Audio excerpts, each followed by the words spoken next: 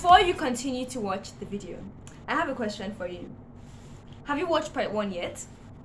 No? Please pause and make sure you watch part 1 before you continue. Why?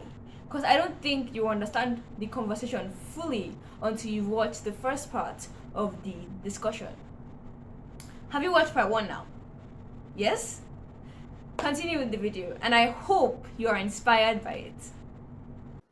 So how do we not bother ourselves of how people think of us? Because I don't know if it's only me, but I know that I have the tendency to assume people's comments. And yesterday I learned that assumption is the lowest level of wisdom. So how do we not bother ourselves about how people will see us or see the way we do what we want to do? So I have a simple rule. As long as I'm doing the thing that God wants me to do, the way that God wants me to do it, everybody will be alright. Yeah, everybody will be alright. As long as I'm where God wants me to be, doing what He wants me to do, how He wants me to do it, we'll all be alright in the end. I'm not going to get so, and it's easy. I mean, we all want to be liked. Mm-hmm. But one thing that I've learned is that if you are really going to lead, you're going to choose one. Eventually, you're either going to choose productivity or being liked at some point. Mm. And so this is not to give an excuse for meanness, no. But you can't keep wanting to make everybody happy. You're not jollof rice and you're not ice cream. So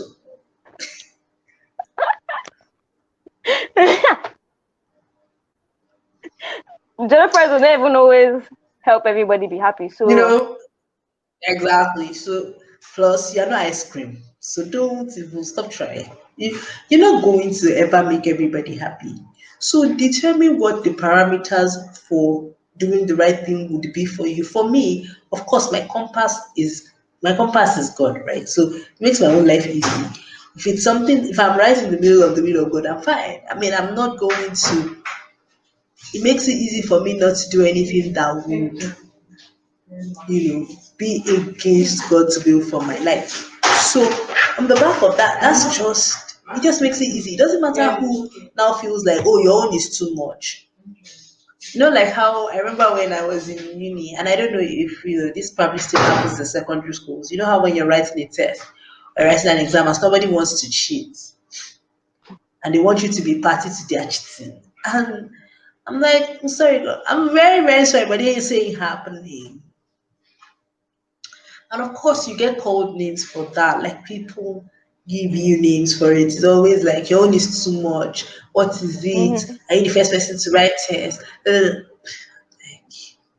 All of us will be alright too, because my position on this matter is not going to shift. My position is that I don't cheat on exams. It's not going to start now. It will never happen. Can we all be clear? And because that position was forged on the altar of the fact that I'm a Christian and this is what my beliefs are, these are what my values are. It doesn't matter what anybody thinks of me. Yes, there'll be people who won't like me because of that decision, but that's okay, right? Um, I have made that decision. It aligns with my values. I really cannot be bothered what you think. So what if it's not cheating now, but then it's something like being peer pressured into doing stuff like dating, or let's say So not even just like random dating, but dating someone you actually don't like, or sharing a thing that you don't want to give. to So how would share. So you? it's simple. It's about your values. What are your values around these things? So for instance, when when I was in grad school, right, um, I had friends who did not mind, like they didn't mind like sharing their rooms and they didn't mind sharing bathrooms with like others. But I had a serious value issue around sharing bathrooms. I still do.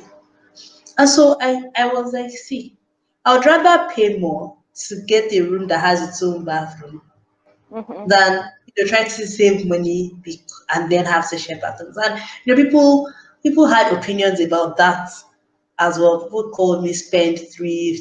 People said I was trying to form big girl that I was not. All of us will be alright too. My values on my values on this matter are not going to change. So as long as so it's the same thing. So what are your values around dating? Are you saying, oh, are you clear about what you believe around dating? Oh, I do not think that I should date until I'm a certain age. It doesn't matter if every single person in my class is 20. Those are my values, and it doesn't matter if everybody else just thinks I'm being a baby. That's their business. It's my life, my choice. So it's about that. Oh, somebody wants you to share something you're not comfortable sharing. But in house was rife with this. Somebody will always want you to share your houseware. I'm like, Mhm. sorry, I don't share house. If it like, sorry, I don't do that. I don't exchange body jets. Can we not be doing that? Then But they'll what be if you telling you need? about What if you need? And like someone is being like, I don't share. yeah. So again, that's the thing. I'm not going to get upset that somebody is holding on to their values. If they don't share, they don't share. There might be somebody else who doesn't care. But if somebody says I don't share, then they don't share, and it's okay. You know, I really don't think that we should allow ourselves to be pressured into being who we're not. And that starts, but the only way that you will not be pressured into being who you're not is if you already know who you are. So unless your values are formed and kind of solidified, where you know, okay, this I can do, this I can't do, this is acceptable, this is unacceptable, this I will not be caught dead doing. Then you have those things cast in stone for you. It then helps you deal with when people come with their ideas of what you should be or not be or do or not do. Right? Yes. Okay. So the last main question I want to ask is that we all know that our environment, the environment that we put ourselves in, or the environment we find ourselves in, has a way to affect our self-esteem. So how do we know if our Mhm. environment is affecting our self-esteem? And how do we create an environment that increases our self-esteem and the way we see ourselves when we don't have any control on over what people have to say? So how do you know that your environment is affecting your self-esteem? If every time that you get into an environment, right, be it class, be it a hostel, be it a gathering of friends, be it whatever, you constantly find that you're basically, you know, making yourself uncomfortable. You're shrinking Mm. yourself so that you can fit into that space. You know how it's almost like code switching. You get into a space and you suddenly have to become someone else to fit in. That's a space that's not necessarily good for you. Mm. Every time that you have to shrink yourself or twist yourself into shapes just so you can be liked, nah, that's not a very good place for you. And you should then start being deliberate about cultivating spaces where you can truly be you. Because it's only in spaces where you can be yourself that the best of you can come to be. I always say that was one of the things that I think I liked the most about going off to uni in a different state. So I was about 4 hours away from home, so there was no way anybody could just suddenly just show up at my door, right? Like they will have to think about it 2 times Mm-hmm. before they start coming to school to see me. And so that first of all gave me room to say, who are you? What did you like? And why do you like it? What are the things that you enjoy? What are the activities that make you you? And I think that was the season that I found out that I enjoyed to cook. I mean, when I was at home, there was always too many other things going on that I was just trying to basically just keep my head above water and not get into trouble. Those kind of things. But because I was now in this space where I could now decide who was in my space, I could choose the friends that I wanted to hang out with. And once I found out that I wasn't comfortable around somebody, I was always having to code switch around somebody, then I knew that this person wasn't necessarily good for me. And So how do hey, you we all let them still, go? so that's the hard part, right? That's the hard part because Mm-hmm. you know,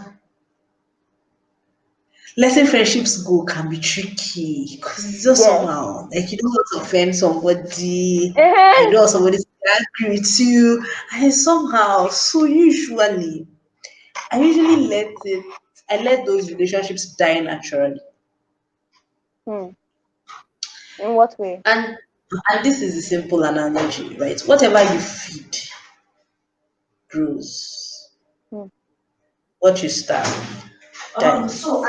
So what I will do and what I usually do is to just decide that this set of relationships need to be stopped. So it means I stop paying attention to them. They say, oh, let's go and hang out. I'm not available to hang out. So it's not like we're fighting. I'm just not available anymore. Random gist, I'm not available. So I'm not upset, so I'm not fighting. If you say to be hi, I'm a reply, hi, what's up? But I just make sure that I'm not committing as much of myself to that relationship anymore.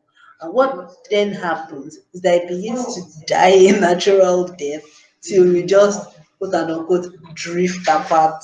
So when you now ask the other person, you guys are not as close, or what happened between you and so person? You go, oh, life happened, we just drifted apart. Drifted apart. But what if like the person keeps on texting, like you don't answer, but the person keeps No, on it's not texting? like So I what do you don't do? answer.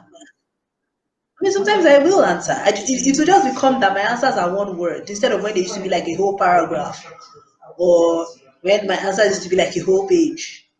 It suddenly become one sentence, 3 words, 2 words. So you see?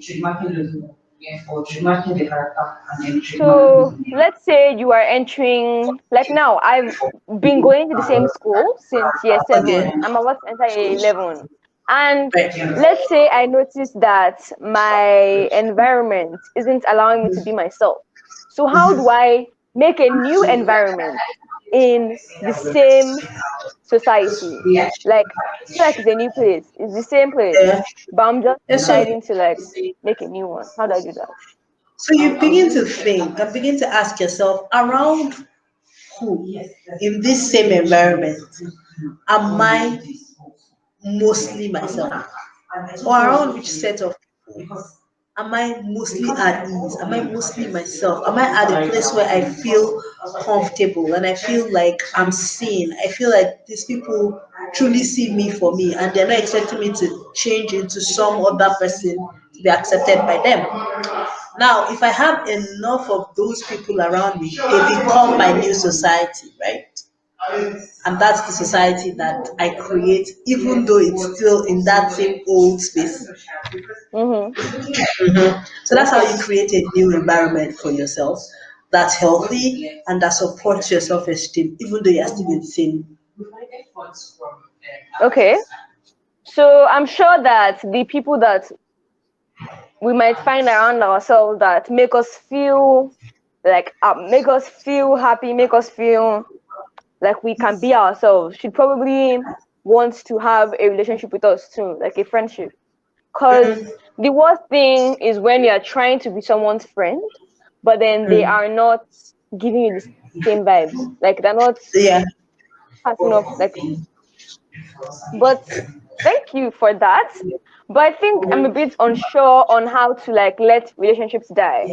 Because currently I'm trying to let a relationship die. But the problem is that I stopped texting the person, but the person keeps on asking me that, why are you not answering my messages?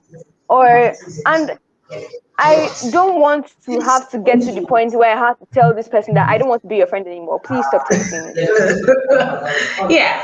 So yes, I mean, if you had to get to the point of stop texting me, then that would now blow up into something called fight or no fight. But the thing Mm-hmm. is, like you said, the person keeps texting. If your text used to be one, you know, one for one text, for instance, maybe the person sends 5 texts, then you reply one. Eventually, the person is going to get the message. Or if No, the this guy person is doesn't get the someone message. who's person doesn't get the message, then it's time to have a conversation.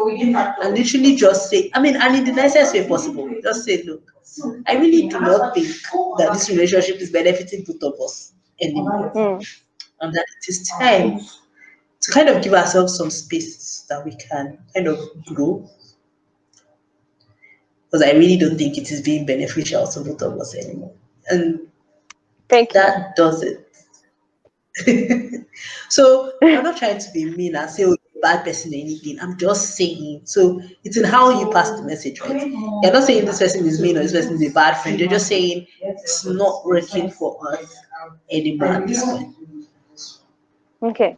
Thank you. And You're I think welcome. I've really, really learned. I didn't expect to learn on how to let go of bad environments, but I think I've learned much on it. So to those here, I hope you are inspired by Ms Tobiloba Ajayi the same way I was inspired. Is there anything you would like to say before we go?